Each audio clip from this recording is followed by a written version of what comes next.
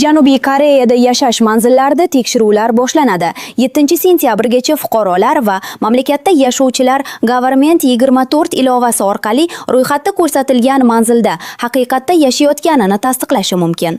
Onlayn tekshiruv qanday o'tkaziladi?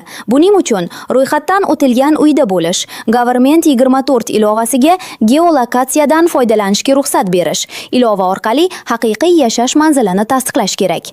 Bir manzilda ro'yxatda turgan barcha oila a'zolari nomidan faqat bir kishi ma'lumotlarni tasdiqlashi mumkin. 8-sentyabrdan boshlab ilova orqali tekshiruvdan o'tmaganlar yashaydigan manzillarga mas'ul xodimlar borib, ma'lumotlarni shaxsan tekshiradi. Jarima darhol qo'llanmaydi. Tekshiruv vaqtida uyda bo'lmaslik yoki onlayn tasdiqlashdan o'tmaslikning o'zi avtomatik ravishda jarima solinishini anglatmaydi. Jazo faqat ro'yxatdan o'tish qoidalari buzilgani aniqlansa, holatga qarab belgilanadi. Masalan, fuqaro